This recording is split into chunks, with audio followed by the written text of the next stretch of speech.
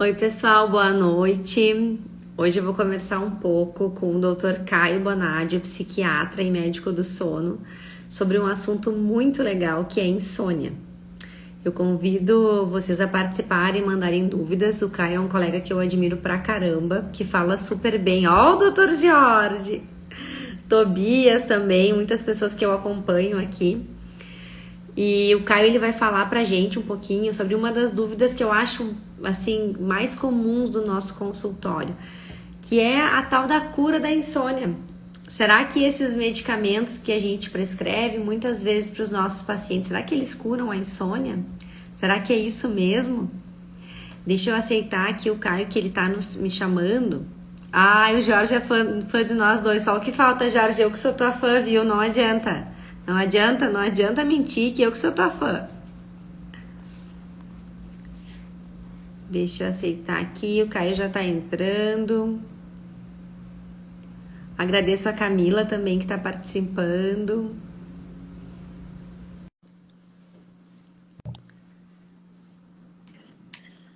Oi, Caio! Oi, tudo bom? Tudo tranquilo e contigo? Tudo ótimo. Que bom! Caio, eu quero saber se os medicamentos vão curar a insônia. Como é que é isso? Eu gostei do título da sua live. Às vezes a gente fica pensando que, pelo fato de eu ser psiquiatra e de vários outros colegas serem psiquiatras e trabalharem com medicina do sono ou tratarem de pacientes que têm distúrbios de sono, a gente tem a tendência de achar que entende um pouco mais disso, mas acho que cada vez mais eu não sei de absolutamente nada. Não. É uma sensação inerente. Parece que quanto mais a gente vai estudando alguns temas, às vezes eu tenho a impressão assim, nossa, eu antigamente eu achava que eu sabia tanto isso e agora É, parece que eu tô com mais dúvidas ainda, né? E é, acho que a insônia é um tema que permite que a gente tenha sempre mais dúvidas. sim. Obrigado pelo convite. Obrigado. Imagina. É um prazer estar aqui. Eu acho o seguinte, Amanda, o título da sua live, ela me fez pensar em algumas coisas. Quando a gente fala de cura, automaticamente a gente fala de doença. E eu acho que o título da sua live vai trazer uma discussão que talvez a gente precisaria fazer uma outra live. Eu nem vou entrar nesse assunto, que é o próprio conceito de doença. A Uhum. insônia, ela foi negligenciada durante muitos anos. Ela não era considerada como doença até meados de 2005. Eu estou falando aqui em termos de classificação, né, de manual diagnóstico. Uhum. Então, a insônia ela sempre foi tratada como um sintoma por diversos profissionais de saúde, ainda é tratado como sintoma. Existe aquele conceito que eu, na minha opinião, acho errado, você encarar a insônia como insônia primária ou insônia secundária. E aí você acaba, é um dos motivos que acaba aumentando a medicalização da insônia. Eu acho que remédio não cura diversas coisas. A Uhum. insônia está dentro desse pacote. Por que que eu estou te falando isso? Quando eu comecei minha prática clínica em medicina do sono, eu comecei a receber os pacientes de medicina do sono e tratá-los como tal. Então, eu costumo dizer que eu troquei minhas lentes, né? Eu tinha uma lente de psiquiatra, Uhum. e que hoje, olhando para trás, eu acho que eu medicava muito. E quando eu comecei a estudar o funcionamento do sono e os seus distúrbios, eu comecei a medicar menos. Ah, Caio, mas você começou a medicar menos, mas você não trata insônia? Insônia não é igual a remédio? Pois a gente aprende que não. Que, na verdade, várias outras coisas precisam enfim, modificadas pelo paciente. Eu vejo, Caio, assim, na minha prática, eu amando otorrino, né? Tu pensa como é difícil pra mim. Otorrino é um profissional, uma especialidade médica bem objetivo, clínico, cirúrgico, assim, bem objetivo. E eu tenho muita dificuldade com os pacientes com insônia, porque Sim, eles me eu também. cobram, eles me cobram. Eles falam assim, ai, Amanda, mas como assim? Eu tô em acompanhamento e tal, mas eu ainda tenho insônia. É, Ou eles me dizem assim, eu não vou curar nunca. E aí eu falo, gente, mas pressão alta a gente faz um acompanhamento crônico, diabetes a gente faz um acompanhamento crônico, rinocinusite crônica, o próprio nome já diz. Será que a insônia, em alguns casos, a gente não tem que fazer um acompanhamento a longo prazo? Um acompanhamento mais multiprofissional? sim. Mas respondendo a sua primeira pergunta, eu acho que não cura, porque eu vou dar uma resposta prática para ela, não uma resposta teórica. Porque eu vejo na prática que não cura. Uhum, Então é isso, a minha resposta é muito simples. Ela não cura porque eu sou uma pessoa que trata de insônia e eu vejo que não cura. uhum, Ela uhum. é muito importante para você diminuir o risco que o paciente está correndo naquele momento que ele te procura para se tratar. Concordo. Eu acho que ela é importante nestes momentos iniciais, Uhum, tá? Porque uma pessoa que tem uma insônia de tempo total de sono curto, ela está em risco. Ela acorda e ela já oferece riscos para todo mundo que está em volta dela e para ela mesma. Se ela for pegar um carro, se ela vai operar uma máquina de alta complexidade, se ela vai atender pacientes, se ela vai dar aula. uhum, Então as pessoas não têm a noção da magnitude desse risco. E aí a medicação ela tem um papel importante nesses casos de pacientes muito sintomáticos. E a gente tem que lembrar também que a insônia ela é uma condição que ocorre não de forma igual em todos os pacientes. Existem vários tipos de insônia e existem vários jeitos do paciente manifestar a insônia. Por isso que o tratamento tem que ser individualizado, mas nunca com uma pessoa só. uhum, Eu não consigo sozinho tratar nenhum paciente de insônia. Eu sempre estou com algum psicólogo, uhum, porque eu não consigo. Eu não, isso é uma coisa que é muito, é você idealizar muito, é você se empoderar muito com um poder que a gente não tem. uhum, E existem várias dimensões dos sintomas. uhum. Existe uma subjetividade muito grande por trás da insônia. A gente tem que lembrar que a gente não sabe a causa. A gente sabe a causa, por exemplo, de uma apneia em criança. Você vai Uhum. lá, tira a amígdala e resolve a situação. Mas a gente não sabe a causa da insônia. São E várias causas, né? eu concordo contigo, Caio, porque eu vejo dentro da insônia muitos perfis de paciente, assim, dos pacientes que chegam até mim. E existe um perfil muito interessante daquele paciente que já teve algum sintoma depressivo, já fez algum tipo de acompanhamento, que tem uma insônia já aí de vários anos, 5, 6 anos, e que ele tem momentos de piora muito importante na vida dele. Ele tem Sim, momentos que ele tá muito bem e momentos que ele volta ao teu consultório, assim, ah, doutora, piorei, não tô bem, será que eu tô com alguma coisa nova? Será que a gente tem que investigar novamente? é, E na verdade é um paciente que recomeça um tratamento e que compensa. sim, E que muitas vezes ele pode ter novamente uma descompensação. Então, esse é um paciente que ele é recorrente no nosso consultório. Ele mesmo já consegue fazer, já tem os seus insights, ó, Amanda, eu acho que na minha rotina não tá muito legal. Então, esse tipo de paciente a gente já consegue orientá-lo de que não é só uma pessoa que vai tratar a insônia dele.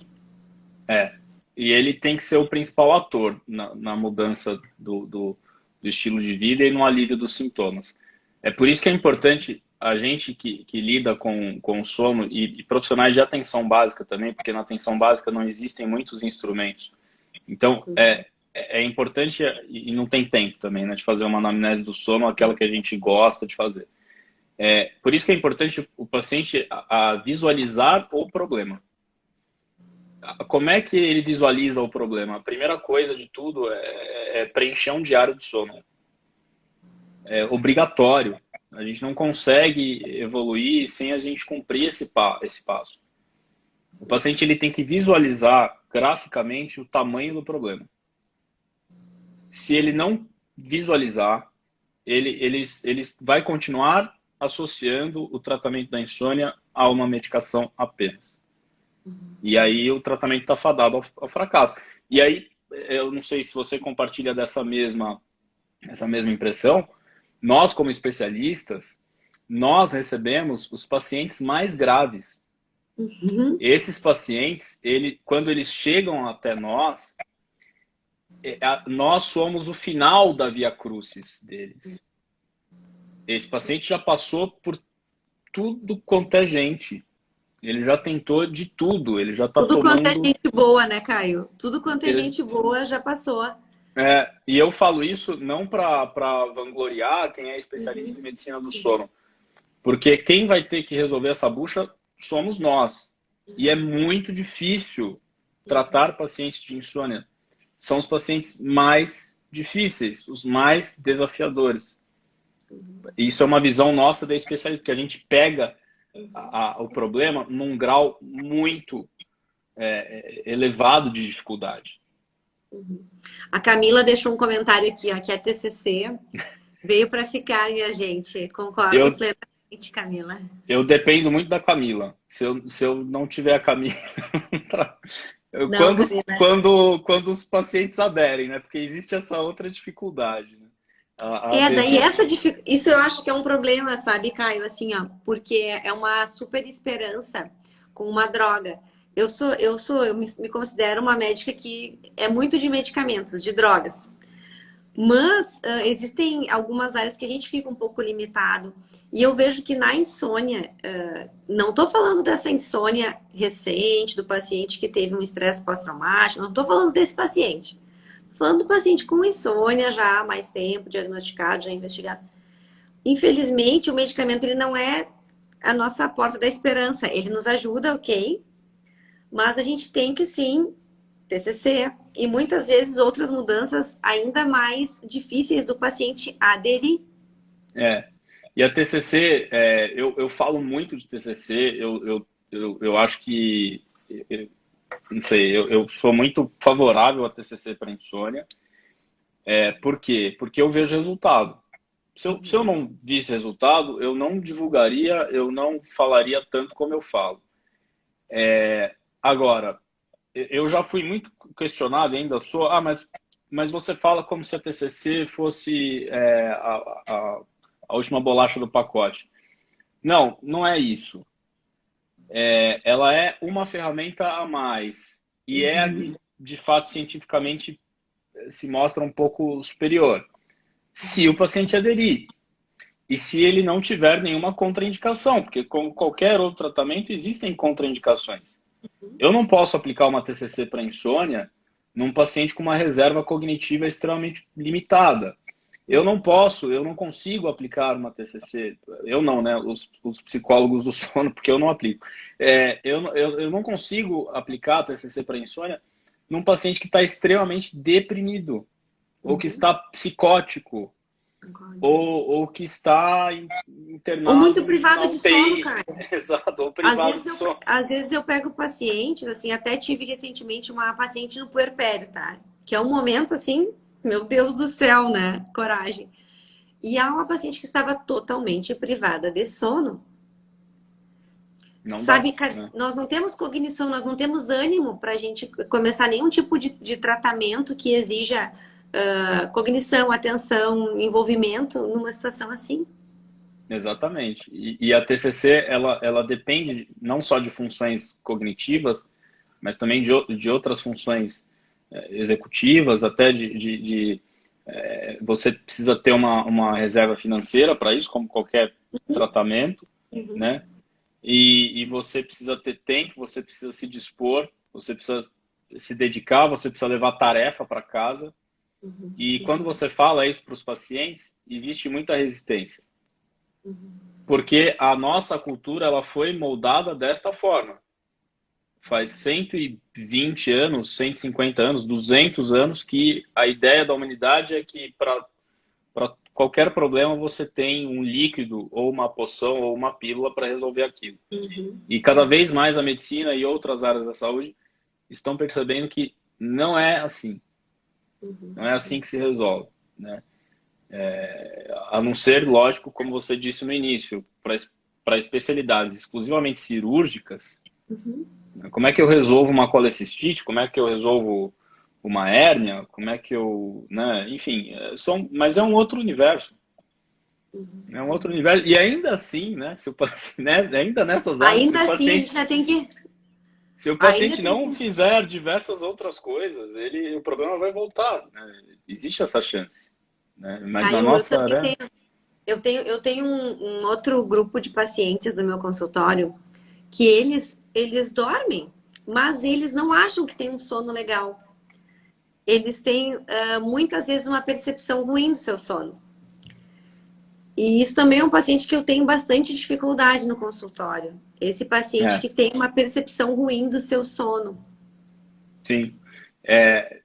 Antigamente tinham várias classificações, né, de insônia nos manuais, isso aí tem sido cada vez mais abandonado. Eu acho um erro, porque você perde a riqueza clínica das classificações, né? Uma coisa muito parecida aconteceu com o autismo na psiquiatria. O autismo, ele foi os diversos tipos de autismo dentro do DSM eles foram colocados num saco Agrupação. só. A esquizofrenia sofreu isso também, né? A gente tinha uma Resumido. classificação, muito rica, não só uma, mas uma principal, um psiquiatra alemão, que isso foi abandonado ao longo do tempo. Então, os médicos que se formaram depois desses períodos, eles perderam também essa capacidade de distinguir pela clínica, porque isso não é ensinado mais, né? Mas, e a pessoa que tem uma má percepção de sono, né? Tecnicamente, ela não tem insônia. O problema dela é outro, que está relacionado a um espectro ansioso. Né? E aí é importante você fazer com que a pessoa entenda que existe uma má percepção. E existem vários instrumentos para gente fazer esse diagnóstico correto. Recentemente eu vi um box aberto de um colega e falando sobre paralisia do sono, um seguidor, né, mandou uma dúvida sobre paralisia do sono e ele respondeu dessa forma: você já avaliou com o seu médico a possibilidade de você fazer a polissonografia? Então aí que está o problema.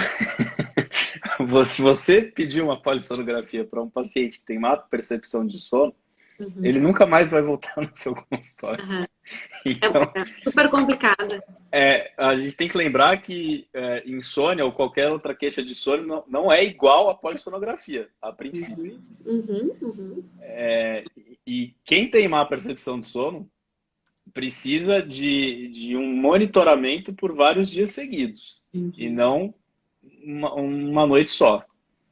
Né? Então a gente É não faz isso com necessário. nenhum exame, a gente faz isso com diário de sono, nós fazemos isso com actigrafia, É né? uma frustração, eu acho assim que o tratamento, o diagnóstico da insônia, o tratamento da insônia de uma forma geral, eu sinto assim que ele frustra um pouco o próprio paciente, assim, tá, mas é sério, tu vai me dar esse papel aqui, Amanda? Tu vai me dar um É diário dos. isso. É uma coisa que é vista por eles, encarada por eles como uma coisa arcaica.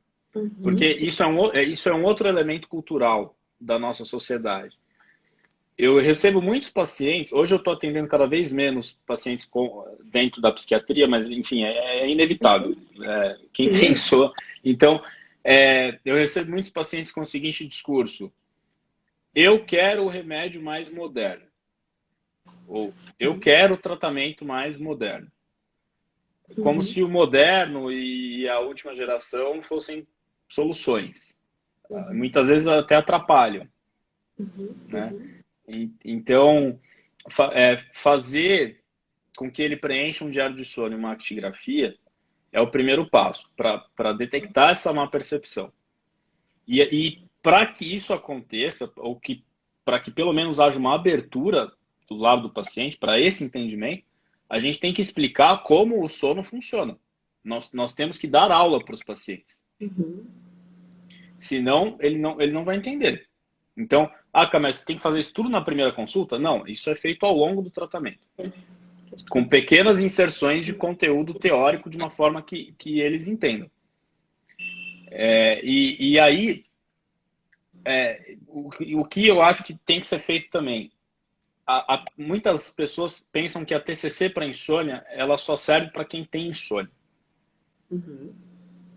Isso não é verdade. A Camila está aqui para me corrigir caso eu fale alguma barbaridade, mas a TCC para insônia, ou os fundamentos da TCC para insônia, eles também servem para, por exemplo, ajudar num desmame de um Uhum. hipnótico, ou de um indutor, ou de um benzodiazepínico. Também servem para tratar essa má percepção de sono. Por quê? Uhum. Porque na grande maioria das vezes, a má percepção de sono, ela está atrelada a falsas crenças de sono. Aliás, acho que a má percepção de sono é uma falsa crença de sono, de sono, né? Então, então, o papel da TCC para insônia, ele é extremamente amplo. Uhum. E é por isso que esses pacientes não podem ficar com um médico só.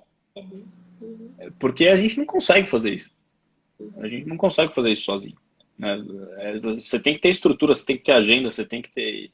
E não dá para fazer E isso. tempo de consulta, né, Caio? Eu acho que é algo assim que a gente fala, não fala muito abertamente, assim, mas existe um tempo de consulta. Existe um tempo. Existe. Então, Existe um tempo. tanto profissional, tanto para tua agenda, para tua organização. E cada vez mais eu falo para os pacientes de sono, seu João, nós vamos continuar esse assunto na nossa próxima consulta. É, Porque existe um tempo, existe um, assim, um time também que a gente consegue ajudar o paciente e um tempo que tem que ser na próxima consulta. Quando tu tem um é. profissional associado, como a Camila, que vocês trabalham assim em conjunto bem legal, é ótimo, maravilhoso, E necessário. o consultório com alto volume, para algumas situações, para alguns diagnósticos, ele é uma situação de crise. Uhum, Então, se você não tem como mudar este alto volume, e aí eu não vou nem entrar aqui nas razões, uhum, por que eu mantenho um alto volume? Cada um tem as suas razões. Cada um tem um jeito de trabalhar, cada um tem as suas necessidades. Mas, para certas situações, é uma situação de crise. Então como é que eu faço? Olha, é um raciocínio muito simples, de crise. O que é mais prevalente? O que é mais comum? Maus hábitos de sono, uma má higiene do sono, um mau controle de estímulo, privação de sono, apneia e insônia. É isso que uhum. é o mais. São essas 3, 4 coisas que são Rotina. mais. Então, se você tem pouco tempo, você tem que focar a tua anamnese pensando nessas coisas que são mais comuns. Se você não chega em nenhuma conclusão num primeiro momento, você tem que ganhar tempo. Então, você tem que dar o diário de sono, você tem que solicitar exames, se for necessário, se existir alguma suspeita, e você tem que marcar um retorno. E aí você vai construindo a sua Entender. hipótese diagnóstica. Nós não podemos comprar a ansiedade do paciente. Uhum, uhum, Senão, a gente vai fazer diagnóstico errado. uhum. Né? E a gente, profissionais de saúde, em geral, 102% dos profissionais de saúde são pessoas que se cobram muito. Eu tenho que, eu tenho que isso, eu tenho que aquilo, eu tenho que. É sempre assim, né? Não, você não tem que nada. Você tem que Uhum, fazer as coisas com calma, uhum, dentro do tempo que que uhum. você tem, né? E outra coisa assim que eu vejo também colegas às vezes me pedem alguma opinião, né, Caio, assim, e eu mesma muitas vezes é muito mais fácil tu num primeiro momento tu dar alguma medicação de imediato, né? E isso, olha, tem um dado do ano passado, é de um órgão da Anvisa. Agora eu não lembro o nome inteiro dessa instituição, porque é uma sigla aí de 5 letras. Uhum, Mas é um braço da Anvisa que controla, que fiscaliza as prescrições de medicações controladas. Tá? uhum, Então, o ano passado, de 2020, quando a pandemia estourou, só de clonazepam no Brasil, tá? Foram 20 milhões de caixas. Tá? Eles não incluíram os frascos, né? Porque o clonazepam tem duas formulações, tem comprimido e tem gota. Então, 20 milhões de caixas, só no ano passado, e isso é o que chega para a Anvisa. Porque a gente tem que lembrar que hipnóticos, opioides e psicoestimulantes, eles fazem parte de um mercado paralelo, Uhum, infelizmente. uhum. Então, 20 milhões, na minha humilde opinião, eu estou estimando que esse número real seja aí umas 4, 5 vezes mais. Por quê? Porque em 2018, só de hipnótico e benzodiazepínico juntos, foram 57 milhões de caixas. E de Zolpidem foram 12 milhões. Então, dessas 57, 12 milhões só de Zolpidem. Zolpidem, eu nem contei a exopiclona. Uhum. 12, São Paulo tem 12 milhões de habitantes. É Então, bizarro. então em 2018, foi uma caixa de Zolpidem para cada morador da cidade de São Paulo. Uhum. Se alguém achar isso normal, ou se alguém achar isso aceitável, por favor, se manifeste, assim, de alguma forma que possa me convencer do contrário. Mas isso definitivamente não é normal. Essa Não é conta não normal. fecha, né, Kai? Essa conta Não não fecha. fecha. Essa conta não fecha. Não fecha. E o problema, ele vai virando uma bola de neve quando você só trata com medicação. Porque no longo prazo, todas elas. E preciso ressaltar aqui que benzodiazepínico não é nem indicado para tratamento de insônia em nenhum consenso. Porque está lá escrito com todas as letras. No consenso brasileiro está em português, inclusive, por Pode. conta do potencial de abuso e dependência. E não tem estudo que fala que essa coisa funciona para insônia. E quantos Tá? pacientes há anos, Caio? Agora, a gente está falando de um protocolo que não reflete muitas vezes a realidade da prática clínica. Uhum, uhum. Porque às vezes esses pacientes estão tomando benzodiazepínicos por outras indicações, por Uhum. exemplo, para transtorno de ansiedade, Sim. né? Agora, mesmo em situações neuropsiquiátricas, na grande maioria delas, o uso no longo prazo ele não é recomendado, tá? Agora, tem pacientes que são muito graves, que de fato precisam dessas medicações. A ideia, nós não somos contra as medicações. A gente só É, está fazendo uma reflexão, né, Caio, sobre é, como, como nós vemos, assim, uma utilização maciça dessas sim. medicações E para aí, dormir. e aí a bola de neve, que é o que é a situação que eu tenho mais medo no consultório, Uhum, que é uhum, quando o paciente toma um remédio para dormir e um para acordar. uhum, E aí ele chega para você com o seguinte discurso: olha, eu não sei mais o que eu faço, porque o para dormir não está fazendo efeito, para acordar também não. O que eu faço? uhum, E aí volto a dizer que nós temos que dar aula para os pacientes. A gente tem uhum, que ensinar os pacientes e fazer com que eles entendam que o sono não existe, Amanda. Você sabe disso? Não existe nenhuma outra coisa que substitui o sono de qualidade. uhum. Ninguém inventou outra coisa para substituir um sono de qualidade. E isso eu estou falando não só no universo da insônia, mas estou falando no universo dos outros transtornos de sono também. Então, o sono de qualidade ele é insubstituível. E a gente tem que lembrar também que as medicações para dormir, e, enfim, já que eu falei aqui, né, psicoestimulantes e outras coisas, eles alteram o sono fisiológico. A estrutura do sono. E agora, por outro lado, a gente fica muitas vezes numa sinuca de bico. E aí, por isso que cada caso deve ser analisado de forma individual, porque, então quer dizer que eu vou ter que tirar o antidepressivo, eu tenho que tirar os remédios para dormir? Não. Acho que cada caso precisa ser analisado individualmente.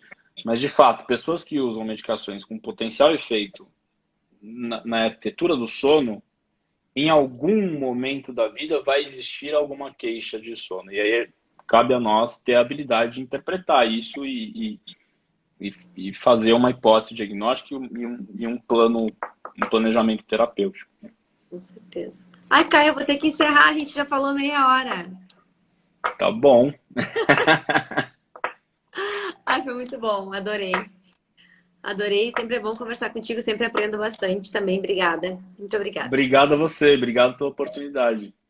Obrigada, cara. Até a próxima, viu? Até. Boa noite, pessoal. Obrigada. Obrigado. Obrigadão.